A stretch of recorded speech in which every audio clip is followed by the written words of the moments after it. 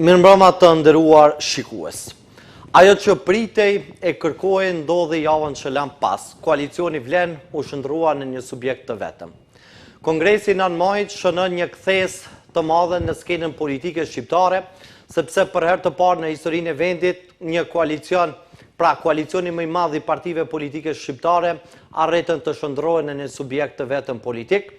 Kjo pra nuk është risia e vetme, sepse për herë të parë ky koalicion solli edhe një model të ri, bashkëqeverisjen me dy kryetarë që për koincidencë që të dy janë edhe kryetarë komunash. Për të diskutuar për kongresin e 9 majit, për statutin e partisë Vlen dhe për të tjera, sonte ekskluzivisht në televizionin Shenja, do të flasim me kryetarin e partisë Vlen, pra kryetarin e sapo zgjedhur, zotin Izet Mexhidi. Mirëmbrëma zoti Mexhidi, mirë se erdhët. Mirëmbrëma, mirë se u gjej. Tani, kongresi 9 majit përfundoi dhe në realitet si shkuan punimet e këtij kongresi, të paktën janë realizuar pritshmëritë e juaja nga ky kongres shumë herë ose shumë më herët i planifikuar, por që ndodhi tani pikërisht në këtë ditë. Nuk kisha thënë që ka qenë i planifikuar, ndoshta i paralajmëruar, mirë po mendoj që Bashkimi i Vlenit vjen në kohën e duhur, nuk është as e sforcuar, as e vonuar. Për shkak se nuk është e lehtë, pra të bashkohen subjektet të cilët në kaluarën ndoshta kanë qenë edhe në drejtime të kundërta, në momente edhe kundërshtar politik, kështu me radhë, mirë po mendoj që kemi dëshmuar që dim ta lexojmë votuesin shqiptar, dim ta dëgjojmë votuesin shqiptar, fillimisht pra duke u bashkuar si opozicë shqiptare, që mundsoj pra ndryshimin dhe thyrjen e monopolit, dhe nëse atëherë ishte kërkesa e votuesit pra për të bashkuar, pas kësaj, domethënë pas zgjedhjeve parlamentare, sidomos zgjedhjeve lokale, kërkesa e votuesit shqiptar ka qenë për shkrirje, një subjekt që skena politike shqiptare pra mos jetë e koncentruar as në monopol, as në ndarje përçarë në 10 parti politike të defaktorizuar. Dhe mendoj me biseda, me bisedime gjata, me argumente për kontra, arritëm deri te kjo pikë që nuk është karakteristik për këtë nënqiell, asidomos jo për shqiptarët, sepse jam mësuar këtu dhe më gjerë pra me përçarje, me fraksionime, me ndarje, edhe kjo ishte kundërta. Domethënë për herë të parë, pra, ndoshta këto 30 vite me këto përmasa ndodh një bashkim i forcave, të cilat për hir të korrekcisë së opinionit, të gjitha këto subjekte ose shumica dërmuese ishin rezultati pa atyre përçarjeve për cilat po flisni ju, zoti Mexhidi. Ta zëm LD-ja juaj ishte rezultati përçarjes nga BDI, alternativa ishte rezultati përçarjes nga Lëvizja Besa, Aleanca ishte rezultati përçarjeve të shumë fishta në këtë parti. Alternativa Besa janë përçarë tash janë bashkë, do të them normal, do të kaluarën ka ndodhur përçarje, po përçarjet nuk kanë qenë të njëanshme. Tash ajo temë vetë është pse ka sigurisht, ato mbas edhe i kemi diskutuar këtë çështje. Për atë arsye, domethënë këtu i kemi tejkaluar egot, i kemi tejkaluar ato ngjyrat partijake për hir që të faktorizohet vota, të bashkohen shqiptarët, të bashkohen subjektet. Këtë kjo domethënë që programin, idetë të shtim më shpejt dhe më mirë. E përmendët shpeshherë termin bashkim, mirë po në këtë kontekst bashkimi ishte proces i vonuar apo i nxituar, zoti Mexhidi, duke u bazuar edhe në mungesën e figurave me cilat e keni nisë këtë betejë, fillimisht pra me mungesën e zotit Taravari, pastaj me mungesën e zotit Fetaj, e së fundi edhe mungesën e zotit Limani. Pra ku shohim këtë kronologji të ngjarjeve që kanë ndodhur, asocion më tepër në një kongres të nxituar pa çka se për të parandaluar edhe ndarje edhe përçarje të tjerave, të figurave të tjera. Sepse këto figura me cilët e keni nisë në 9 maj nuk ishit të gjithë bashkë. Në 9 maj kur mendon në kongres. Në kongres. Po, nuk ka figura, domethënë që kanë ikë, ka figura që kanë ardhur, tash flas për proces, domethënë këtu edhe kjo është dinamik. Edhe këtu nuk përfundon me çështja e Vlenit, domethënë. Jo, e kam idenë që au bë ky kongres në mënyrë të nxituar për të parandaluar përçarje të tjera, sepse pasaj do të vijë një situatë se nuk ka më çfarë të bashkohet. Jo, ne thash mendoj përgjigjem në fillim,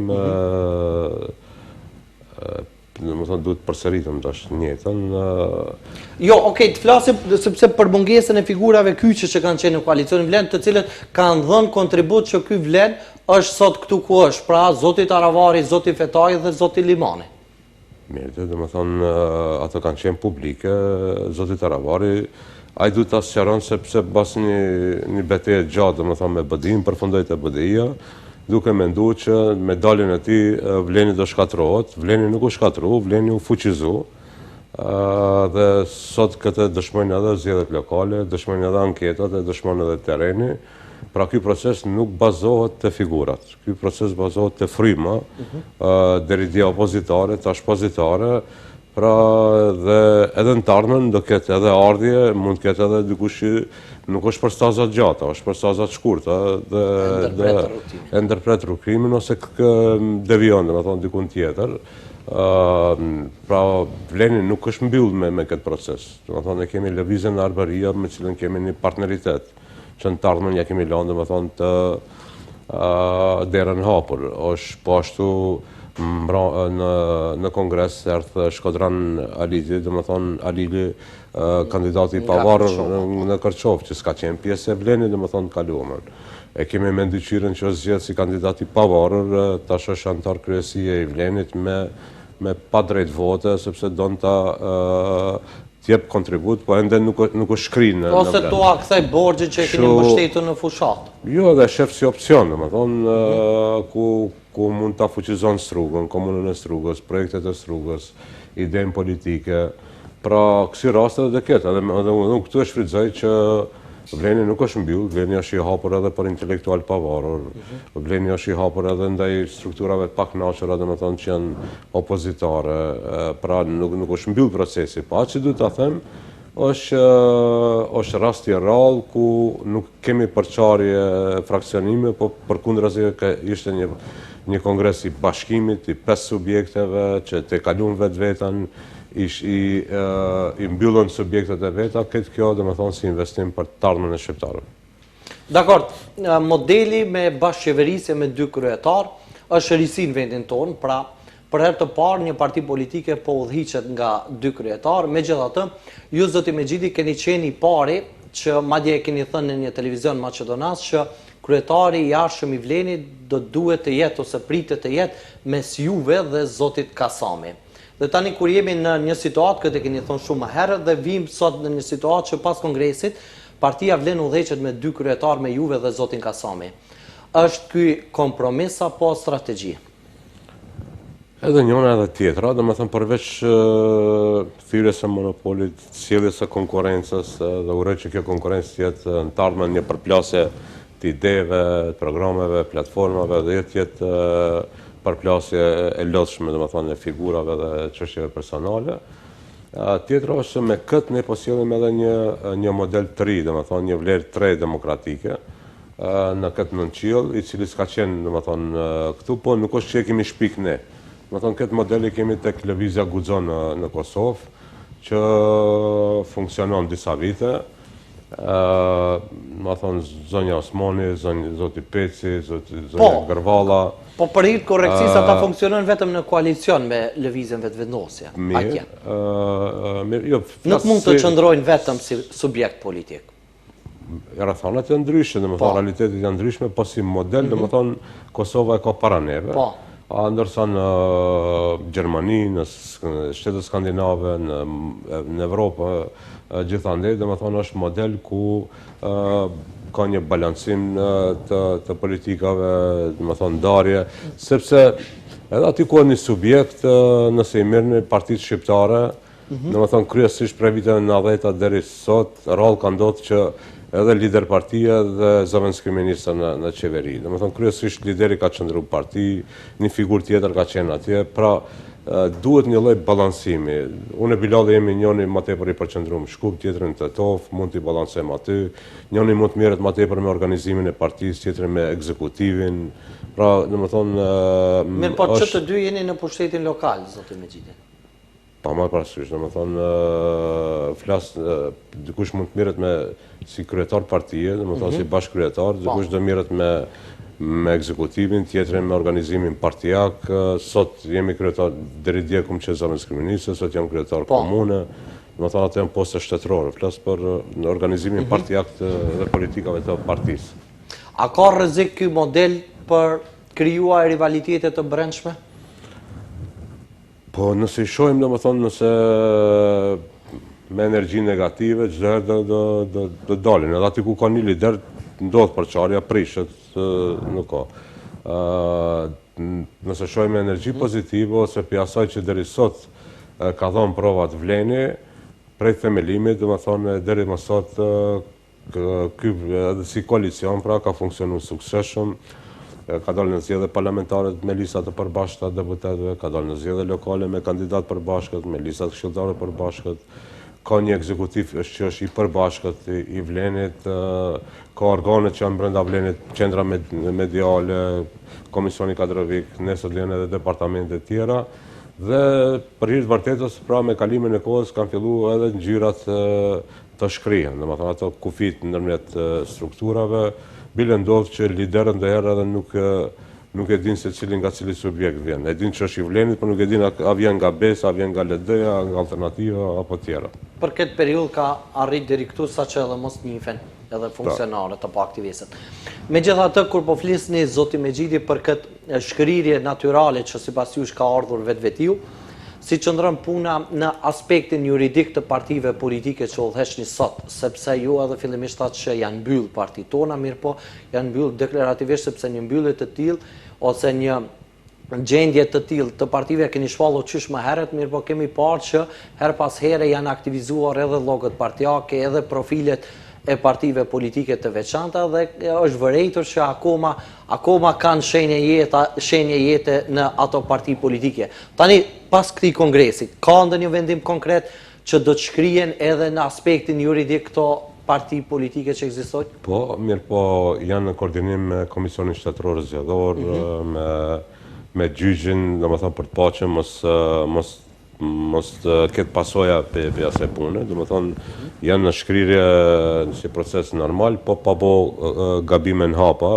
sepse nesër domethënë për asaj më varën edhe mbështetja financiare, po. Edhe financiare, po edhe institutit për anë politika që çdo mendoj 4 subjektet më të mëdha domethënë financohen nga shteti, nesër do me rëndësi edhe financimi medial i kampanjave mediale, pra janë në proces shkrirjes, po pa bo gabime në hapa. Mirë po... Do të të planifikoj, sepse ide një shkrirje të tillë... Vendimi definitiv është që nuk ka subjekte tjera, është vlen. Më thonë, dohet me një seli, me një logo, më thonë, me gjithë shka dohet dhe flitet me një zë. A ka diçka data konkrete kur keni planifikuar, sepse çështja e Komisionit Shtetëror të Zgjedhjeve flitet në periudha zgjedhore paraqet konflikt për ndryshime administrative juridike. Tashmë jemi në vitin e dytë. Politikisht, domethënë, kjo është vendimi. Domethënë, këto tjerat janë procedura gjyqësore, procedurale. Që planifikoni ti realizoni së shpejti. Mirë. Çështja që u diskutua më shumti pas kongresit të 9 majit ishte mungesa e himnit shqiptar në kongresin tuaj, zoti Mexhidi, të 9 majit që organizuat, pra ishte kongresi i parë, dhe në këtë kongres nuk u dëgjua himni i shqiptarëve apo himni i Shqipërisë. E para, në thënë, ato që akuzojnë, nëse i marim kongreset e tyre, nuk ka himën kombëtar. Të bëdia, dhe më thonë, edhe i fundit, edhe i parafundit, edhe tjera, dhe më thonë, se është një organizim jo, në të fundit, partijak. Po, në të fundit, zoti Mexhidi, vetëm për t'ju plotësuar këtu, në të fundit kishte një dokumentar që e lëshuar me gjatë se keni ndjekur edhe ju, ku fliste për një rrugtim prej luftës së vitit 2001 deri te kryeministri i parë shqiptar. Në atë parafundit në vitin 2019 keni qenë edhe ju aty prezent, madje kur mora dhe pash pamjet kishit qenë ulur afër zotit Xhaferi. Për atë edhe informatet janë verifikuar, domethënë, e para ato që akuzojnë nuk kanë drejt morale, se nuk ka pas as të ata. E dyta, pra ka qenë çështje protokolli, aty ka qenë flamuri kombëtar, edhe këtu ka pas dokumentar për rrjedhojën, për krejt ato.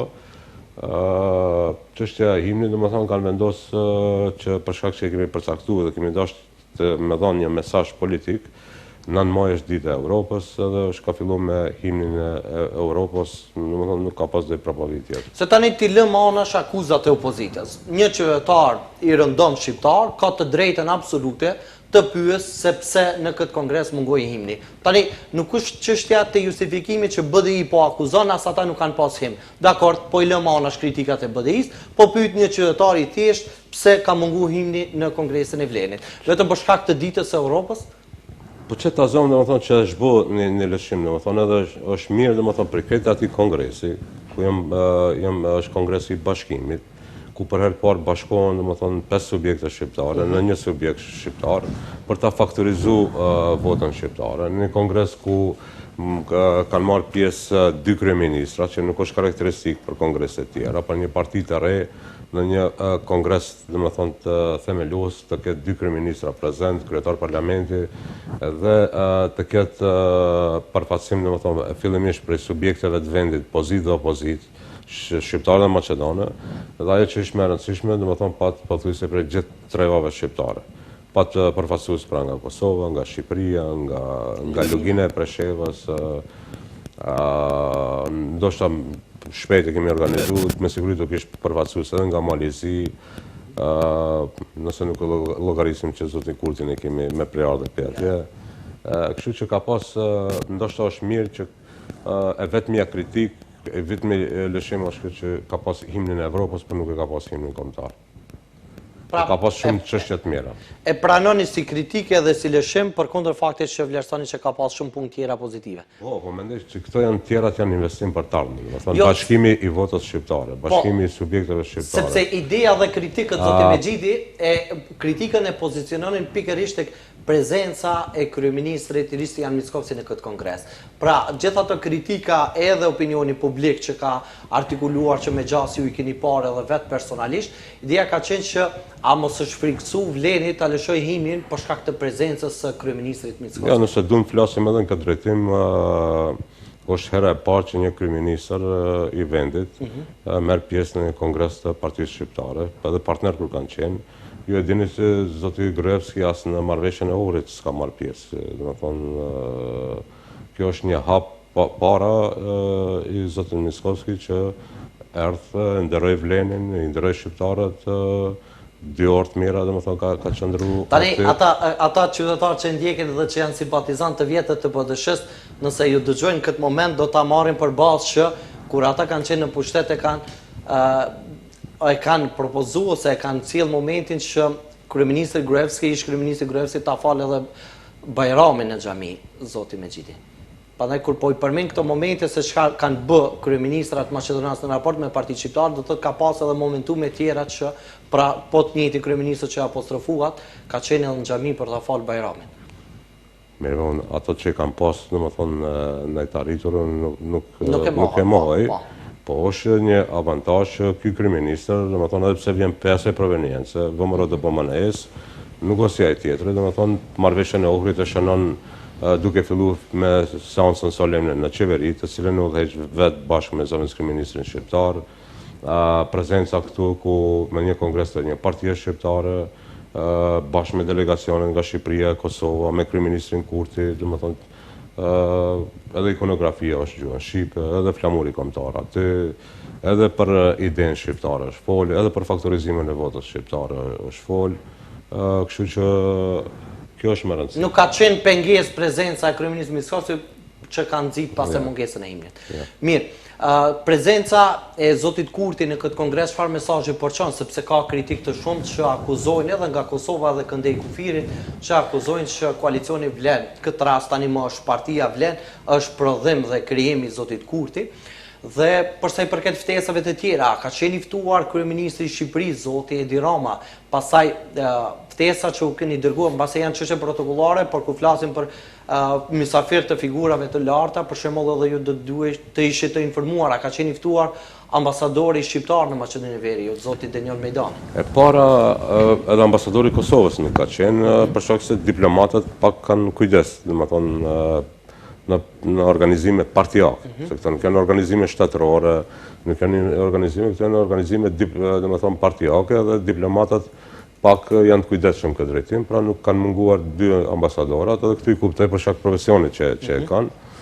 E dyta, me sa di unë, edhe pse nuk jam marrë ma çështje, po kam informatat, na kanë informuar, domethënë si grup punës, Këshilli Organizativ i Kongresit, që ftesa në Maqedoni kanë pas gjitha partitë politike, edhe BDI-a përveç Lëvicës.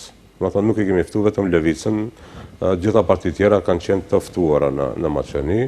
Jo ftesës ju kanë përgjigj zoti Elmi Aziri me Naim Bajramin, nga sekretari general i LSDM-s, Lidhja Demokratike, Social-demokrate, po. Jo, kjo LDP që është Liberale, po. Liberal-demokratët, tash mund të harrojnë një, domethënë në parim kanë qenë përveç Lëvicës gjitha kanë qenë ftuar me këtu. Pra edhe BDI. Edhe BDI-a ka qenë ftuar, domethënë edhe Shqipëri, Kosovë i kemi ftuar pothuajse gjithë. Normal dikush prej Shqipëria ka pas edhe nga Adriatik Lapej, ka pas edhe nga Shqipëria po bëhet, edhe nga Partia Demokratike. Domethënë ftesa kanë pas. A pajtuat zotin Haqim Ramadani me kryeministrin Mickoski?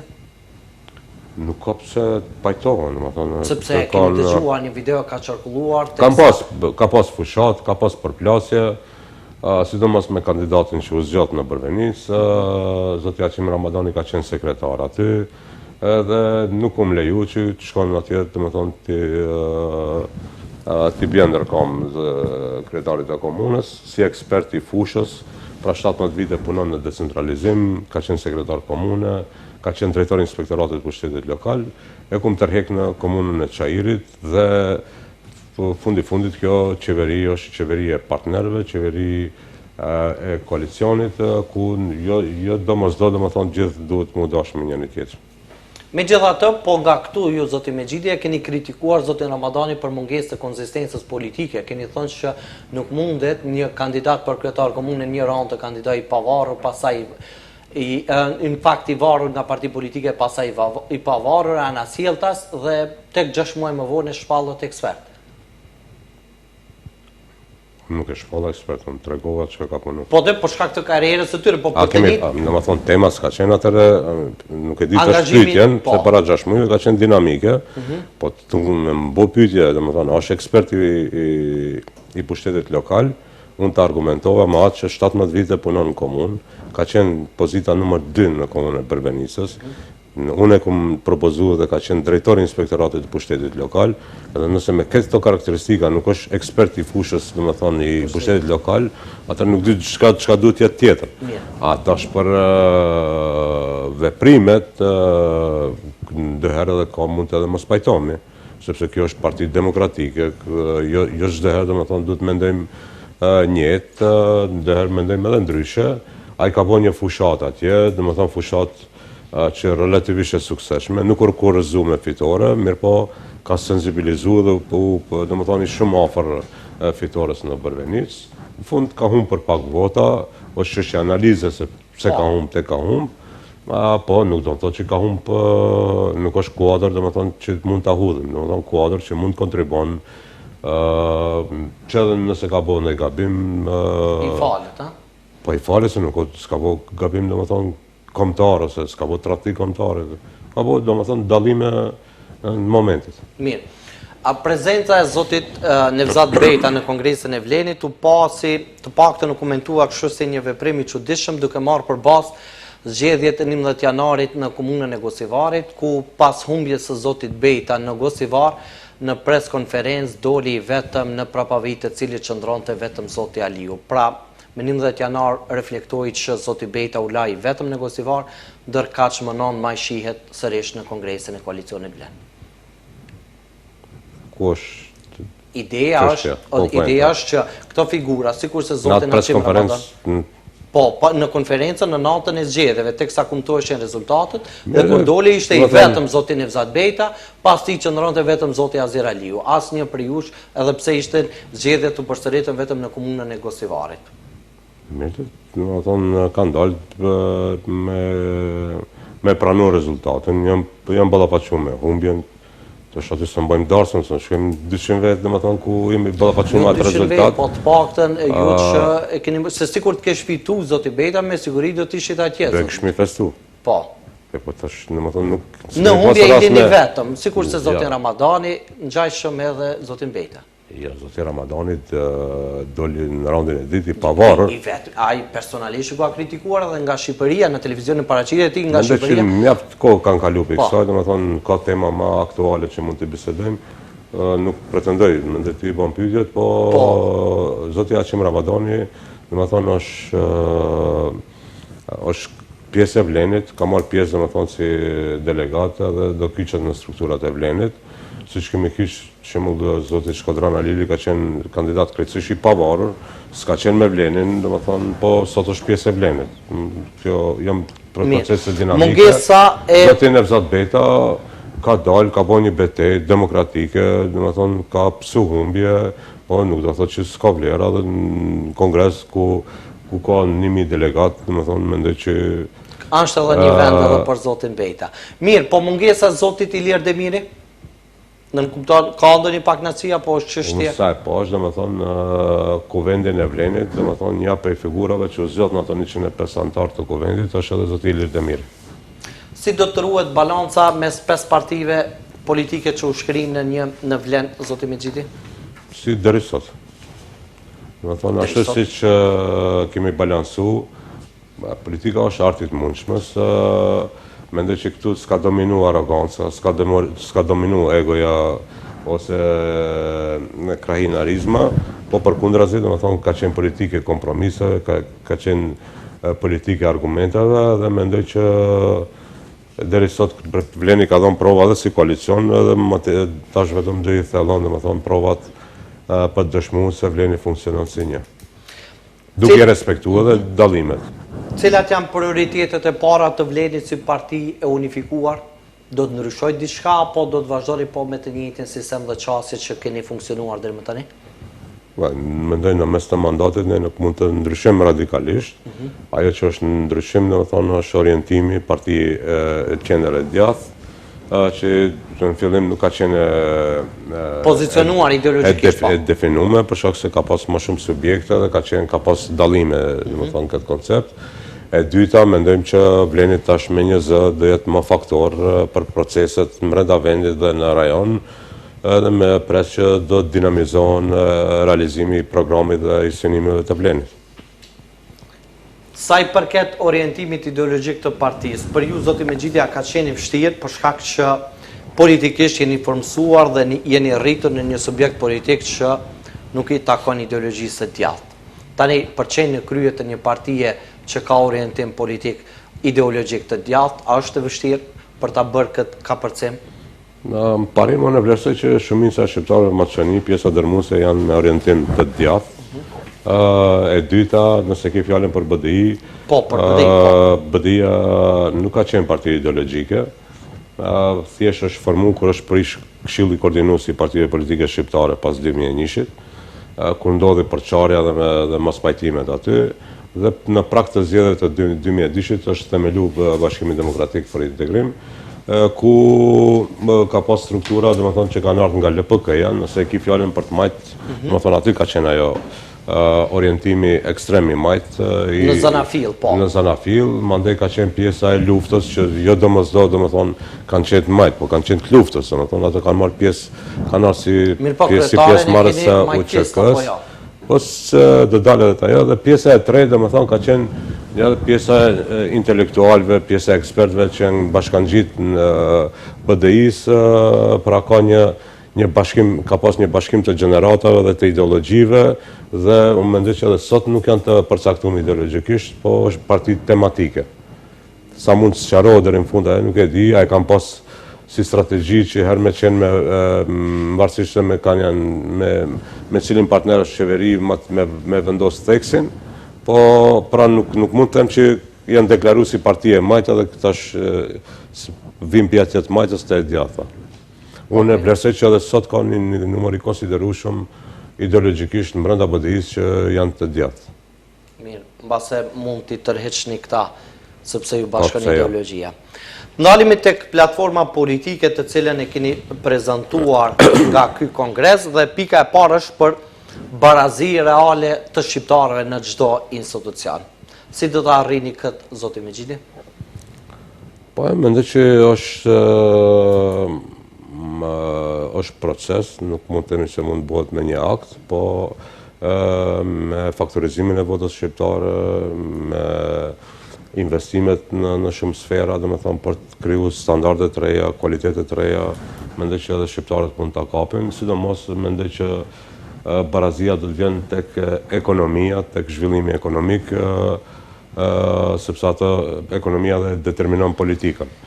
Mendoj se në kaluarën mjaft jemi marrë, dhe me thonë, vetëm me drejtat gjuhës, flamurit, përfaqësimit, edhe mbetën këto në prioritet, po mendoj që duhet edhe më tepër fokus të jetë te barazia në ndarjen e buxhetit, barazia në financim, barazit e blok dotacionet. Një shembull i mirë ka qenë në gjatë kësaj qeverisje, pra për herë të parë ka pas një infuzion për komunat, siç ishte kredia hungareze, ku i vetmi kriter ka qenë numri i banorëve të komunës dhe nuk ka pas konglomerat ose disa kritere për të bërë diskriminime. Atë ndalë me këtu, zoti Mexhidi, sepse zoti Bytyqi nga këtu ka kritikuar këtë mënyrë të ndarjes së buxhetit. Sepse nëse marrim për bazë vetëm për kokë banori, i bie që komunat më të boshadisura janë komunat shqiptare. Dhe të njëjtën kohë ngelin edhe komunat me më së paku buxhet dhe si rrjedhoi edhe komunat më pak të zhvilluara. Sepse zoti Bytyqi tregonte që në qeverisjen e LSDM-s kriter ka qenë niveli i zhvillueshmërisë në zonat ose komunat të caktuara. Tani kjo ndarja e buxhetit për kokë banori, ai bie që komunat shqiptare kanë ngelur me më pak buxhet si pasojë e migrimit masiv që ka ndodhur?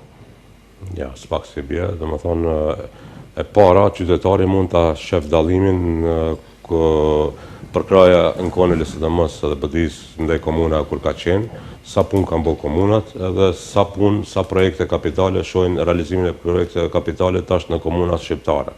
Pra kjo është shumë e qartë, domethënë kjo është evidente. Shihet dallimi pra. Është domethënë i dukshëm dallimi. E dyta, nuk pajtohem që komunat shqiptare janë me boshatisur ose nuk e di cilën komune ka parasysh. Po shembull e ka marrë komunën e Likovës. Po ka mjaft komuna Maqedone që domethënë mund të kenë territor po aq të madh dhe më pak banor. Pra nuk mban nuk mban analizë, domethënë nëse nismi pe Çajirit është dënësia më e lartë në Evropë. Nëse nismi domethënë pe Ziprit cilës komunë mund ta fillojmë ata. Po atë që duhet ta them kur ka shumë kritere, është më lehtë manipulimi dhe më lehtë diskriminimi.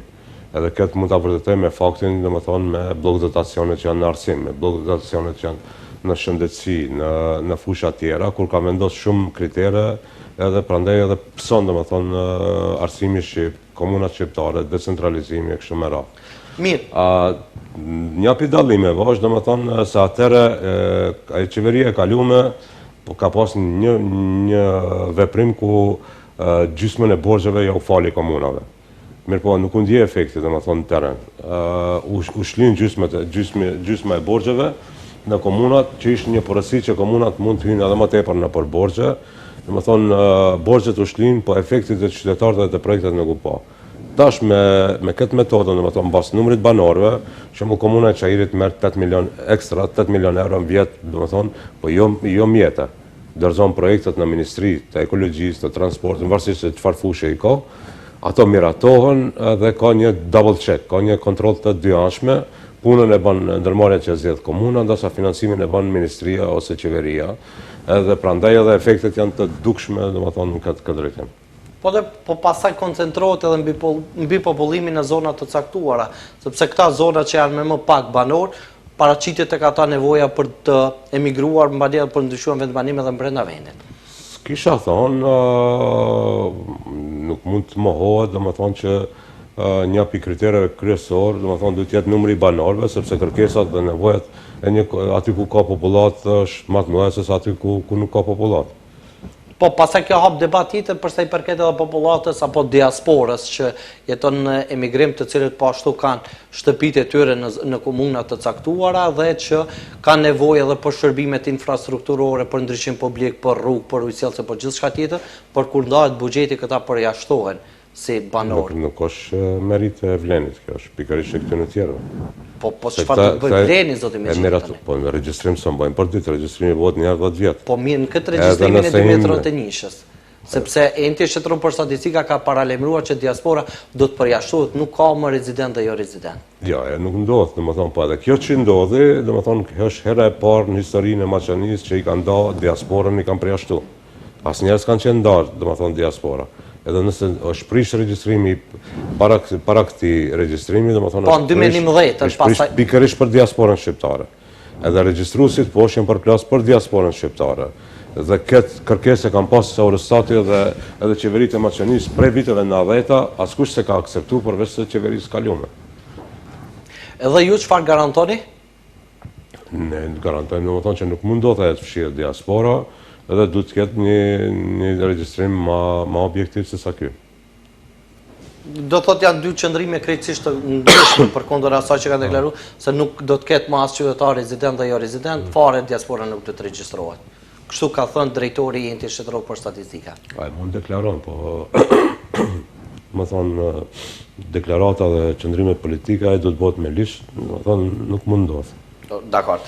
Rikthehemi tek platforma e Partisë Vlet që e keni miratuar në kongresin e 9 majit. Pra fillu me pikën e parë, ka dhe pika të tjera, po ndalemi tek pika e fundit që e keni për një shtet funksional ku marrëveshja e orit zbatohet në thelb, jo vetëm në letër. Pra nëse në thelb, pra pikërisht pra një pishtillave të marrëveshjes së Ohrit është përfaqësimi adekuat.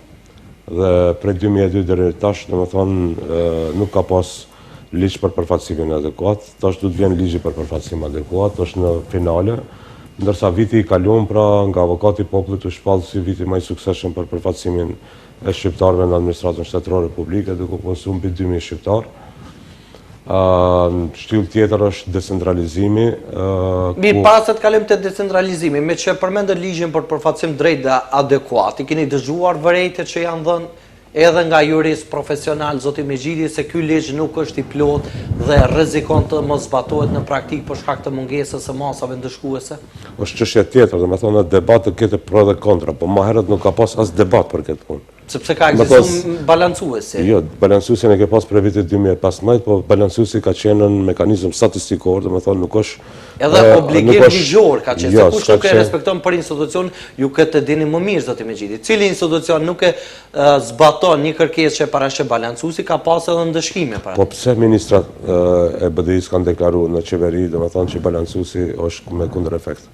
Sepse atë propozime kanë ofruar ministrat që sot ju i keni në koalicionin Vlen. Propozimet nga Ministria e Administratës i ka dërguar zoti Aliti, ka qenë ministri i administratës, pastaj zoti Aliu, zoti Megjidi, që të dy sot janë në koalicionin Vlen. Jam bashkë i sigurt për këtë. Po, ajo ka qenë strategjia për ndryshimin e reformat në administratë. Në kuadër të kësaj është dërguar qeveri. Tash do të thosh qeverinë ku ka marrë pjesë BDI, LSDM dhe ka pas një aleancë, aleanca ka udhëheq politikat e qeverisë. Ka pas ministri përgjegjës se ka dërguar strategji për reforma. Edhe këto partnerët e vegjël e kanë udhëheq qeverinë. Jo, po për resort të caktuar besoj që ata ka qenë kompetent. Jo, po nuk bëhet, edhe për resort do të mirë, domethënë ka politika, domethënë qeveri diskutohet, edhe mendoj që ka peshën kryeministri, kanë partnerët e mëdhenj, po mandej vjen çështja e resorteve. Edhe megjithatë edhe ju nuk e mohoni që balancuesi e ka rrit përfaqësimin shqiptar në institucione. Jo, nëse duhet debatojmë për balancuesin, mund të hapim debat. Jo, ishte ideja që thatë që shtylla e marrëveshjes së Ohrit. Se tek pika e fundit e statutit ose platformës së koalicion Vlen e keni që marrëveshja e Ohrit të zbatohet në thelb jo në letër. E si do të zbatohet në thelb zoti Megjidi, ku shtillën kryesore e keni ligjin për përfaqësim të drejtë dhe adekuat, dhe mbes tjera ky ligj nuk parashë masa ndëshkuese nëse nuk zbatohet. Nuk e dim atë, domethënë jo, ajo që është deri sot. Po ka ligj, ka domethënë akte nënligjore, ka metodologji të veprimit, domethënë ka. Nëse nuk zbatohet ky ligj, kush e mbron? Zoti E para domethënë mund duhet konstatojmë domethënë se do dalim edhe te balancuesi. Po. Prej 2002 deri 2015 nuk ka pas as balancues. Këtë din. Po, sigurisht. Domethënë prej 2002-2015 nuk ka pas. Prej 2015 e kanë deri tash 2023 ka pas balancues i cili në momentet e para ka dhënë efekte, mandej ka qenë me kundërefekt. Edhe unë këtë deklaroj. edhe shfuqizoj gjykata që ka qenë e zgjedhur prej atyre. Nëse duam ta bëjmë analizë, përfaqësimi adekuat i shqiptarëve ka lëvizur më mirë prej vitit 2002-2015 kur nuk ka pas balancues. Sepse janë bërë punësime mbas marrëveshjeve të partnerëve të qeverisë. Domethënë kanë bërë marrëveshje politike, se ka çdo punëson shqiptar, ka çdo punëson maqedon, ka çdo punëson të basive tjera etnike. Bile ato kanë qenë të koncentruara fillimisht dhe ai ka qenë lëshim, fillimisht këtë punësimet kanë qenë të koncentruar te zëvendëskryeministri shqiptar, mandej me disa kritika ato u zhvendosën vetëm punësimet për shqiptarët mbetën te zëvendëskryeministri shqiptar, ndërsa punësimet tjera për basi tjera etnike jo maqedone u bartën te sekretariati i përgjithshëm në qeveri, që prapë forca për punësimet e tyre mbet forca maqedonase. Po flas domethënë 2002-2015 nuk ka pas as balancues që e vajtojnë çfarë shumë. E përmenda që këto kanë dhënë edhe vendim edhe me shkrim domethënë në qeveri kundër balancuesit. Dhe pas 20 vjetëve vjen vleni, domethënë brenda 2 viteve në qeverisje e ngre këtë çështje në nivel të ligjit, zgjidhje ligjore. Listë ideal nuk ka. Cillin do listë që ta marrim do i gjejmë domethënë në maksi. Domethënë po ajo që është me rëndësi ngritet prej nuk ka pas hiç, mandej ka pas balancues, tash ka ligj. Ligj për përfaqësime adekuat. E para, e dyta, deri dje domethënë janë marrë drejtori i një institucioni ka vendosur a do respekton balancuesin apo jo dhe kurkush nuk e ka thënë, nuk e ka marrë pyetje.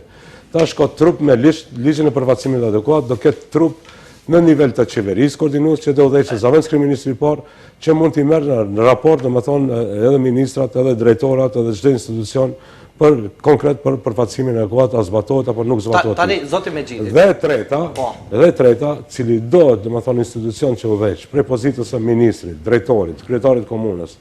Ndryshe është domethënë kur ballafaqohet se duhesh me shkel ligjin, edhe ndryshe është kur thuhet duhesh me shkel balancuesin. Jo, kur ta dihet që nuk ka masa ndëshkuese e shkel ligjin pa kurfar problemi. Ndalemi tek trupi koordinues Mexhiti se të formohet një trup koordinuar nga qeveria dhe t'jap raport nga qeveria nuk ju tingëllon diçka abstrakte e çuditshme se trupin koordinues e themelon qeveria. Organi pra që themelon trupin koordinues që do ta bëjë monitorimin e këtij ligjit është qeveria dhe ky trup koordinues pastaj do duhet të jap raport tek qeveria. Kjo çfarë i bie? Po niveli është ngrit në qeveri. Po në qeveri i bie që punësimet do të koncentrohen brenda marrëveshjeve që mund të jenë mes partnerëve qeveritar. Jo me po marrëveshje, domethënë trupi koordinues është me po mbarvajtjen e implementimit të ligjit. Një drejtor i enti statistikës e respekton apo nuk respekton, duhet të jap raport, më herët s'ka dhënë raport. Tash duhet të jap raport në qeveri. Se tani te ky ligj është çështje tjetër problematike në brenda këtij raporti si do të identifikohet përkatësia etnike të punësuarve. Edhe aty domethënë janë marrë, po disa çështje do zgjidhen me edhe brenda janë zgjidhura, domethënë është me dokumentacionet e identifikimit, me letër njoftimin ose tjerat, që në kaluarën me balancuesin nuk ka qenë. Ju e dini që keqpërdorimi kryesor ka ndodhur këtu se vendi i punës ka qenë i parapon për shqiptar, ka shku Maqedoni, u ka deklaruar si shqiptar e ka zënë vendin e punës. Edhe ka qenë momentale, ka zënë vendin e punës edhe prapë ka mbetë Maqedon. Që ka ndodhur edhe kundërta nivel lokal ose dikun tjetër. Edhe një prej mekanizmave është që nëpërmjet domethënë dokumentacionet të identifikimit. Çështja domethënë kjo është një prej shtyllave. Shtylla e dytë është edhe decentralizimi për cilën folëm paraprakisht, i cili domethënë ka pas një infuzion domethënë decentralizimi dhe ka ndjerë domethënë këtë përkrahje të qeverisë dhe u pa që nuk është i mjaftueshëm vetëm decentralizimi i kompetencave dhe problemeve, po shumë e rëndësishme edhe decentralizimi fiskal. Domethënë kjo që ishte këto 2 vite që është në këtë qeverisje, është punë e mirë, po nuk është zgjidhje sistemore. Domethënë ne po punojmë si vlen pra ta bëjmë zgjidhjen sistemore që tatimet pra shkalla e tatimeve të rritet, përqindja e tatimeve që do mbeten në komuna. Sepse vlerësojmë që është pushteti më i afërt, është shtyllë marrëveshjes së Ohrit dhe do rrit domethënë zhvillimin nëpër komunat tona. Mirë, tani vlen si parti dhe subjekti vetëm politik do të ndryshoj qasjen në raport me partnerin qeverisës VMRO DPMN? Kur do ketë nevojë, po. Po mendoj se me një zë edhe pa folë, domethënë disa punë shihen më seriozisht. E faktorizon votën shqiptare dhe faktorizon vlenin. Sepse mes tjerash ka kritikë të shumtë edhe nga zhvillimet e fundit është parë që ka pasur një pengesë ose një ngecje funksionimi në partneritetin tuaj qeveritar me VMRO DPMN për shkak të prezencës së madhe të kryetarëve dhe liderëve të një koalicioni. Tash më që jeni vetëm 2. Po, në pikërisht të, domethënë Vleni e lexon, e ndëgjon votuesin shqiptar, edhe kjo është për ta faktorizuar Vlenin dhe për ta faktorizuar votën shqiptar. Pra i bie që do t'jeni më të ashpër thënë ose më rigoros? Më efektiv, më pak humbje energjie brenda llojit, po humbje energjie tek realizimi i programës, i platformës, më i përqendruar në politikat qeveritare. Mirë, se vlerësoni nivelin ose saktësisht nivelin e gjuhës shqipe në institucionet e vendit sot? Pra, nuk e mohoj faktin që mund të ketë kështu incidente, mund të ketë tendenca pak më poshtë ndaj drejtor, ndaj institucion. Po tjetër është më tepër tendencë për të krijuar një percepcion të rrënjshëm nga opozita shqiptare, sidomos ato të cilët të opinioni ku nuk i ndjekin domethënë në detaje këtë çështje.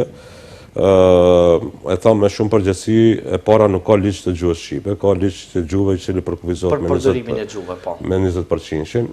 E dyta, asnjë presje pra nuk është hek nga domethënë nga ky ligj, i cili nuk e mundson pra statusin që e meriton gjuha shqipe, bylen në raste dikun ka pas edhe avancim, për shembull në Ministrinë për Punë, më herët punë politikë sociale, për herë të parë certifikatat dhe provimet për edukatorët janë marrë në gjuhën shqipe që s'ka qenë në të kaluarën. Nuk them dhe Vleni do jetë i përkushtuar në këtë drejtim, mirë po mendoj që duhet të ndahet prej tendencës së opozitës për ta keq përdorur domethënë këtë temë. Se tema e parë e tyre ishte domethënë legitimiteti, pas zgjedhjeve parlamentare, me zgjedhjet lokale u mbyll legitimiteti. Tash është tema e gjuhës. Marrëveshja e orë çështja e gjuhës, dhe tani kur po flasim për çështjen e gjuhës, janë në shprehje 2 institucione. Zoti Mexhidi, ju e dini, jeni dëshmitar që si rezultati i këtij ligji për përdorimin e gjuhës janë themeluar 2 institucione me kompetenca të veçanta, është Inspektorati për përdorimin e gjuhëve dhe Agjencia për zbatimin e gjuhëve. Sot, kur po flasim pra 2 vite prej kur Vlen është në qeveri, Inspektorati për përdorimin e gjuhëve ka hyrë në kompetencat të Ministrisë së Drejtësisë, ndërkaq Agjencia e zbatimit të gjuhës, që është debat aktual, pra i është kërkuar që t'i lëshojë edhe zyret nga kati i tretë ku janë në Ministrinë për qeverisje ndërmjet bashkësive, për sistem politik ndërmjet bashkësive, me një farë forme pas ju morën kompetencat e Inspektoratit për përdorimin e gjuhëve, tani është drejtor pra kuadër i juaj në kuadër të Vlenin nga LD në Agjencinë për zbatimin e gjuhës, si kërkohet t'i lëshojnë edhe zyret nga kati i tretë. Çfarë po ndodh me këto 2 institucione që ishin garantues të zbatimit të gjuhës shqipe? Pra, nëse ka ndodhur pra një dënim për mos zbatimin e gjuhës shqipe, ka ndodhur pikërisht në gjykatën e Tetovës në kohën e Vlenit. Në kaluarën s'ka pas asnjë dënim. Zoti Shaqiri këtu e tha që ka qenë edhe ai inspektuar. Asnjë dënim nuk ka ndodhur në kohën e BDI-s. Për mos zbatim, domethënë të ligjit. Mirë, për këtë duhet ta shohim raportin e tyre vjetor. Unë flas këtu publikisht, domethënë do shifsh raportin. Domethënë ka ndodhur vetëm një dënim në gjykatën e Tetovës në kohën e Vlenit për mos zbatim të gjuhës shqipe. E para, e dyta, sa i përket inspektorateve, po, është e vërtetë që Inspektorati i gjuhëve është fut në kompetencat të Ministrisë, mendoj, në kuadër të Ministrisë së Drejtësisë, siç është fut Inspektorati Ekologjik në kuadër të Ministrisë së Ekologjisë, gjithë Inspektorati i Pushtetit Lokal në kuadër të Ministrisë së Pushtetit Lokal. Pra është vendimi i qeverisë që inspektoratët, domethënë, të jenë në pjesë përbërëse e ministrive kompetente. Mirë, po kjo pra, nuk ka ndodhur, domethënë, ka në Maqedoni ka 10 inspektorate. Mirë, po shqiptarëve u intereson Inspektorati për përdorimin e gjuhës, zoti Mexhidi. Po ky inspektorat, domethënë, si është, domethënë, e ka bërë dënimin e parë, ndërsa ashtu siç ishte më herët nuk ka bërë asnjë.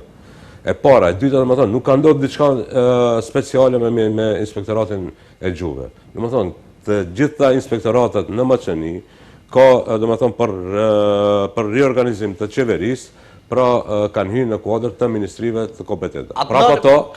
Sepse kur po flisim për fuqinë e inspektoratit sot, i njëjti inspektorat ka dërguar vërejtje edhe tek ministri i drejtësisë Fillkov. Mirë po jashtë nuk ka pas kurfar as dënime e as masa tjera ndëshkuese. Pra ky inspektorat që po flisni se sot është më i fuqishëm, i njëjti inspektorat ka dërguar vërejtje edhe tek ministri Igor Fillkov. Ajo është çështje tjetër që duhet në të ardhmen, domethënë me rrit kompetencat e inspektoratave. Çfarë po ndodh me Agjencinë për Zbatimin e Gjuhës? Asgjë domethënë nuk ndodh me Agjencinë e Gjuhës, domethënë për shkak riorganizimit të qeverisë, u formuan disa ministri të tjera, për shkak janë ato objektet që janë, domethënë ka vazhdimisht, domethënë edhe Ministria e Digitalizimit kërkon hapësirë, edhe agjencioni ka pas një vendim është fuqizu, edhe sot agjencionin e Gjuhës e ki aty ku ka qenë. Mirë, zoti Mexhidi Mesjerash, ne paraprakisht diskutuam edhe ju shprehet kritika shumë tashpra kundrejt ligjit për regjistrimin e vitit 2021. Pra ku diaspora pra popullata është dalë në rezidente dhe jo rezidente. Ishte ashtu, apo? Ishit kritik dhe këti ligjit. Ndërkaq në atë periudhë, vitit 2021, ju keni qenë deputet dhe e keni votuar po këtë ligj. Du ta verifikojmë.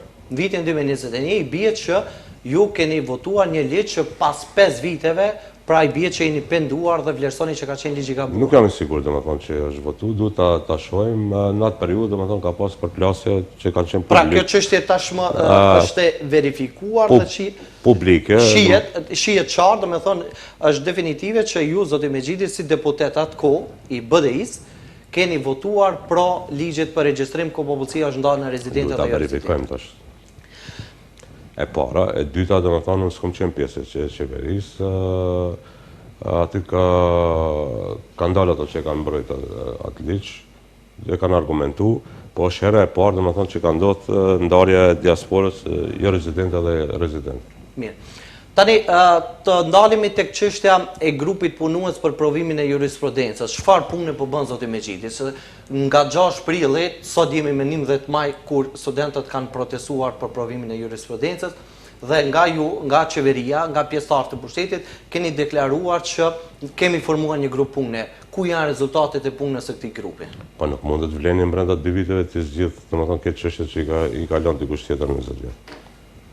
Po sepse për këtë ju keni garantuar që do ta zgjidhni. Ne po punojmë të zgjidhni siç e zgjodhëm domethënë me ligj me Dresan Isabeu që nuk u zgjidh 30 vite, siç po e zgjidhmi çështjen e përfaqësimit me ligj për përfaqësimin adekuat mbas 20 viteve, dhe zgjidhmi edhe çështjen e jurisprudencës, po duhet ta ketë opinionin qartë që këtë çështje nuk e kanë zgjedhur 5 ministra shqiptar të drejtësisë, dhe sot domethënë kërkojnë me ngulm domethënë ta zgjedhë ministri Fillkov, dhe ne nuk themi që nuk është formuar grup i ekspertëve dhe siç për 2 ligje tjera do zgjidhet edhe kjo çështje, po duhet ta kemi parasysh domethënë që këtu nuk mbaron domethënë se ligji i gjuhëve është generator i krizës, dhe momentin kur të zgjidhet çështja e jurisprudencës do dalet çështja e notariatit.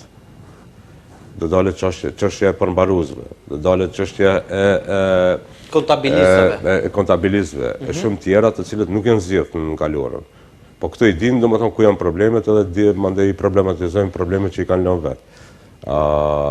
Studentët kanë drejt, po kjo çështje i tangon domethënë ndikun 10 student brenda vitit. Është simptomatike pse... Jo, zoti me nëse është një, do duhet ta kishte këtë drejt, tani nuk e përcakton sasia, po. Opinioni duhet, tash ne jemi këtu para opinionit, duhet ta dinë se a ka të bëjë me një drejt që e përdorin pra 1.000, 10.000, domethënë është për 4 vet, 5 vet brenda vitit, dhe kjo nuk e relativizon çështën. Unë e them edhe publikisht, ka studiuar gjuhën shqipe, duhet ta mbrojnë domethënë edhe provimin në jurisprudencës në gjuhën shqipe, po opinioni duhet ta ketë qartë që këtë nuk e kanë zgjidhur 5 ministrat e drejtësisë të cilët dalin në protesta, protestojnë domethënë ndaj Fillkovit pse nuk e zgjidh Fillkovi. Atë që nuk e kanë zgjidhur këto si ministrat të drejtësisë. Ose zamësi ministr. Tani nuk është se studentët duhet presin ose ta llogarisin këtë justifikim, ata nuk e kanë bën, mos kërkojmë as prej koalicionit vlen. Nuk e thash. Jo, absolut. Nuk e thash, domethënë kanë drejt absolute. Po. Është simptomatike pak se sepse zoti Bexheti nga këtu, si ish ministri i drejtësisë, e kemi pyetur edhe për këtë çështje pse nuk e kanë zgjidhur ministrat e BDI-s, ka thënë që ligji për përdorimin e gjuhëve ka hyrë në fuqi nga viti 2019. Dhe s'kemi pasur qasje tani me ligjin për përdorimin e gjuhëve, kjo çështje është e definuar edhe Po sot jemi lehtësishme. 2020, ato nuk kanë qenë Po pasaj pas vitit 2019 nuk ishte, ka pas këtë me resorin e drejtësisë kanë udhëhequr kuadër nga partitë e tjera, nga LSDM. Po mund të jetë argument ajo që edhe ne themi tash që udhëheq parti tjetër. Jo, absolutisht jo. Kjo është argumenti tënë. Po mirë, ata prandaj janë në opozitë. Tani ju jeni në pushtet dhe këto argumente. Po prandaj po i zgjidhim, siç e zgjidhëm Isabekun, me drejtën Isabekut, siç po e zgjidhmi ligjin për përfaqësim, do zgjidhmi edhe jurisprudencën, po duhet ta përgatitë opinionin, domethënë se nuk ka vetëm këtë çështje. Është edhe çështja e notariatit. Pyetni kur të vinë ato ministra, edhe kur ka ndodhur ish funksionari i BDI-s edhe është bën notar, se çfarë gjuhë kanë komunikuar ministri i BDI-s edhe notari i BDI-s. Ata po na thon pyetën zotin Mexhidi sa ai ka qenë bashkë me neve. Edhe ai është bashkëfajtor, po. Po këta funksionarë të BDI-s. Ai tha ministri i drejtësisë.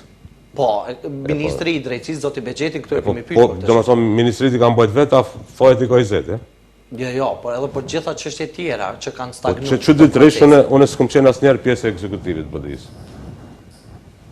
Mirë, keni qenë në kryesi të partisë, keni qenë deputet në kryetar partie, megjithatë përgjegjësia edhe mbi ju zotë Mexhidi. Të ndalemi tek projekte tjera të cilat i keni proklamuar si projekte dhe investime historike. Fjala është për kampusin e Universitetit Nën Tereza, po ajo çka ka shkaktuar një paqartësi ose konfuzion në publik është shuma e investimit mbi këtë projekt. Sepse ju, zoti Mexhidi, pra ekzistojnë edhe pamjet, në fillim e promovuat këtë projekt që kushton 35 milion euro. Në ditën e inaugurimit më 7 mars, thatë që ky projekt kushton 42 milion euro. Në një televizion në Shqipëri, javën që lan pas thatë që po ndodh investimi kapital historik në historinë e vendit më i madh me 60 milion euro. Tani ky kampus kushton 35 milion euro, 42 milion euro apo 60 milion. Ja kundër përgjigj, mendoj një pyetje tjetër, domethënë këtë përgjigje. A ka ndodhur ndonjëherë në historinë e Maqenisë në cilën do qeveri që të ndan kaq miliona euro për arsimin shqip? Nuk ka ndodhur, po nuk po ndodha sot sepse kemi një vendim, po buxheti që është dhënë për këtë vit zoti Mexhidi është 900 euro. Atje punohet. Për hir të korrekcisë me opinion publik, nga buxheti, propozim buxheti për vitin 2026 janë dhënë vetëm 900 euro, as 1 milion. Ndërkaq po flasim për milion. E kryte pyetje. Po. Domethënë pyetja domethënë e para, nuk ka ndodhur as në komunizëm, as prej viteve 90, as kur është themeluar Universiteti i Tetovës me gjak, edhe kur është zyrtarizuar, ende s'ka përfunduar ndërtimi i kampusit të Universitetit të Tetovës. Domethënë çdo mandat është ndërtuar një fakultet, është ndërtuar një konvikt, është ndërtuar një sallë, ende pa përfunduar. E kemi Universitetin e Evropës Juglindore që është ndërtuar si kompromis në atë kohë për ta ndalur Universitetin e Tetovës me donacione kryesisht të jashtme, holandeze, amerikane e kështu me radhë. Është hera e parë në këtë qeveri, domethënë mbas 30 viteve, që ndodh vendim për ndërtim të kampusit universitar Nën Tereza, që mund të kushton prej 40 milion deri në 60 milion, sepse ajo është çështje tenderimi, prokurorimi, domethënë nuk mund edhe të matet, po është minimumi domethënë diku 40 milion. Ato që i njohin këto procedurat e prokurorimit, domethënë ka zgjidhje ligjore dhe nuk është e shpikur domethënë tash, ka edhe për çështje të tjera, domethënë në historinë e Maqenisë, ku një procedurë është kur është projekti i gatshëm, është buxheti i plot dhe mandej leja ndërtimit dhe mandej hapet tenderimi, dhe ka prokurorim domethënë kornis ku qeveria i rri mbrapa projektit dhe për momentin jo 900.000 euro, edhe 1.000 euro domethënë në mënyrë simbolike domethënë duhet të jenë prezent, qeveria kur e hap tenderimin i rri mbrapa domethënë atij prokurorimit, se nesër nëse nuk i rri mbrapa, domethënë variante më të keq me gjyq që fiton edhe me interes ato parë. Domethënë kjo është zgjidhje ligjore. Është çështje shumë është e garantuar. Zgjidhje ligjore. Ose është zgjidhja e tretë ligjore, domethënë siç është koridori 8, domethënë ku nuk ka projekt, po domethënë është pru me ligj special, edhe domethënë e ka fitu punën, është i parapon buxheti dhe mandej fillon me faza projektim, realizim, që nuk është karakteristik domethënë për këto projekte tjera. Për hir të korrekcisë për projektin e korridorit 8, kur vetë zoti Grubi ju keni qenë shumë skeptik. Po, do dalim ta ajo, po. Domethënë Universiteti Nën Tereza, pyetni, parashtroni pyetje edhe me shkrim, domethënë a është mbas ligjore edhe ai qëndron qeveria deri në fund kësaj. A po shumë sa i përket që janë tre shumë të ndryshme? Ja, tash, më thonë, shuma mund të edhe prapë ndryshoje. Se ndryshojnë çmimet, nuk më thonë është... Sepse është një diskrepancë e theksuar. Mirë, ajo më thonë ka qenë një promovim fillimisht, kena mendu se mund të kushton kaq, po ato janë procedura, hapet, fiton, edhe mund dale jo 40, mund dale edhe 60. Po me rëndësi është, më thonë që kjo qeveri është e përkushtuar në investim në arsimin shqip. Se ne nuk mund të kërkojmë vetëm cilësi të arsimit shqip, pa e rritë edhe finansimin e arsimit. Sigurisht, pa investu në infrastrukturë. Edhe kjo është arritura prapë, do më thonë që harun, do më thonë që nuk e potencum, do më thonë të ligjet e arsimit lartë, do më thonë, jo që umbrejt interesi e universiteteve shqiptare, po do më thonë aty imponohen edhe mekanizma për të ngritë nivelin, kualitetin e arsimit lartë në maqeni edhe tek universitetet shqiptare. Shembull, një apim mekanizma është që për tyrave të vetanake nuk mund të hargjohen në mënyrë jo të dedikume ato mjete, po minimumi duhet 40% janë për investime kapitale ose investime, dhe më thonë, për pajisje të laboratore kështu me radhë. Sa i përket Universitetit Nën Tereza. Është koncept këtë tjetër, dhe më thonë, kjo tjetër atë jetë, dhe më thonë për sheshen Skënderbej, ku do ketë mbi 20 milion, mund shku edhe ajo 25, se nuk mund të parashikojmë me saksi, atë dhe të regon procedura, po ati, dhe më thonë, para po me mjetet, dhe mendoj hapet procedura, fillon faza e tretë, dhe më thonë, për parkingjen e topsore. Sepse po një projekt, qytetarët e mbajnë mend është promovu edhe në vitin 2021 në zgjedhjet lokale. Parkingjet në sheshin Skënderbeu. Tash dikun dhe kapin, dhe më thonë, vullnetit dëshira ka qenë qysh kure kemi fillu, dhe më thonë, kjo është faza e tretë e sheshet... Ishte edhe Zoti Pacolli, këtu ma faza e tretë e sheshet Skënderbeu, dhe më thonë, me faza kanë qenë, dhe më thonë, edhe atërë e kemi ditë, dhe më thonë, që do shkojë në faza. Mirë. Cili është... Sa i përket koridorit, po, ju e keni vlerësimet edhe ndërkombëtarëve në Gurthemel, që kanë konstatu që po edhe vlerësimet tu janë që atër po ka pas një marrëveshje, ka pas provizione, ka pas promovime, po s'ka pas punë. Tash, çështja ekspropriimeve edhe çështja realizimeve, pra nuk duhet unë ta them, dilni në teren dhe shifni se 3 fishi, 5 fishi, dhe me thonë, është intensifiku realizimi i koridorit 8. Nëse dikur e punu, është punu tash. Ne edhe rrugën Shkup-Vllac, po, sepse keni qenë kritik edhe ndaj partisë tuaj për këtë projekt. Po, prapë kritikoj, aty 10 herë janë fotografu, atë 2 kilometre si kanë kryer, atë 2 kilometre janë pa krym. Pse s'po kryen tani? Po që tash ne, dhe më thonë, si koridorin 8, dhe marrim edhe rrugën Shkup. Këto ditë presmi përgjigje pozitive, sepse finansohet nga Banka Evropiane për zhvillim. E presmi përgjigjen pozitive, po ne kur t'i him si koridorit 8. Edhe po bëhen 2 investimet, 2 lidhjet, pikërisht pra me Kosovën me Shqipërinë. Mirë. Sa i përket ndryshimeve kushtetuese, cili është roli i Vlenit në këtë proces? Atë sa në takon, pra jo rastisht edhe kongresin e mbajtëm me 9 maj, edhe njerë potencum që prioritet mbi prioritet është integrimi evropian. Po sa po punohet në këtë drejtje, më zotë Mexhi, sepse deklarativisht kemi dëgju mjaftueshëm. Po tani deklarativisht nuk kemi folë sa të tjerët më herët, po kemi folë më pak, po jemi në komunikim me partnerët strategjik. Me partnerët strategjik po punojmë, dhe më thonë që të tekalohet problemi bilateral, i cili nuk mund të tekalohet vetëm me bisedimi bilaterale, po mendoj që du tjetë multilateral, dhe më thonë Bashkimi Evropian, Shtetet Bashkuara, ta vendosin në prioritet për gjithë zgjidhjen për të para. Si e shihni tani rolin e opozitës shqiptare pas unifikimit të koalicionit Vlen si subjekti vetëm politik? Është rrezik për opozitën unifikimi i Vlenit në një subjekti vetëm? Po nuk e kemi po për opozitën, mendoj ato si e vlerësojmë me siguri do shprehen këto në emisionet e juve. Mendoj që Bashkimi i Vlenit i bashkon shqiptarët, sjell një konkurrencë, një dinamizim skenës politike, jep opcion që edhe shqiptarët si edhe maqedonasit, dhe më thonë tjetë një pandan ndërmjet vëmërolje, së dhe mos tjetë edhe këtu Vlen BDI, ose si që është edhe në region edhe gjithkun, të ketë një përplasje të fuqishme ndërmjet pozitës dhe opozitës, sepse nga konkurenca përplasja, mendoj që në fund fitus janë qytetarët, janë shqiptarët. Dhe jemi krejt në fond për ta përmbyllur këtë intervistë, cili është vizioni juaj, zoti Mexhiti, për dekadën e ardhshme për shqiptarët e Maqedonisë së Veriut? Po, mendoj se gjatë emisionit mjaft kemi folë, edhe pse momente duhet edhe, dhe më thoni, duhet t'i sqarojmë, dhe më thoni, edhe jurisprudencën, edhe marrëveshjen e Ohrit, edhe çështjen shqiptare, se fundit jemi parti shqiptare dhe ajo është përkushtimi kryesor. Po nëse dikur domethënë ka qenë imperativ domethënë themelimi i universiteteve shqiptare, tash është imperativ kualiteti i arsimit, cilësia e arsimit, vlera e diplomave domethënë në arsimin shqip, qoftë siparor, qoftë mesëm, qoftë tjerat.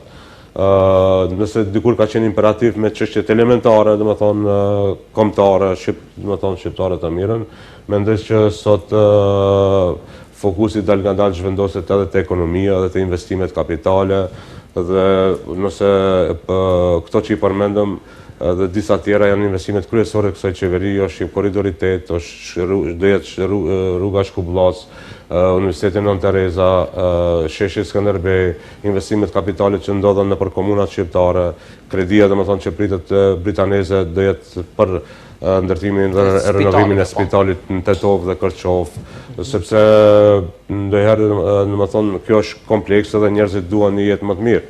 Me diasporën shqiptare, për shembull me ato më të moshuar që ishin në pension, kur i kam bërë pyetjen pse nuk ktheni në vendlindje, një prej arsyeve dhe argumenteve ka thënë në cilin spital të shkojmë, se këtu domethënë një herë muj dy duhet të shkojmë në spital, të shkojmë në spitalin e Kërçovës, të manastirit të Tetovës, prandaj fokusi është mbi investimet kapitale, mbi ndarjen e drejtë të buxhetit, mbi kualitetin, pa i haru këto çështje tjera. Dakor. Këtu e përmbyllim, faleminderit për kohën tuaj, zoti Mexhidi, ishte kënaqësi. Faleminderit për hapësirën. Faleminderit shikues të nderuar për vëmendjen tuaj dhe deri në takimet tona të radhës, mirëmbëjtje.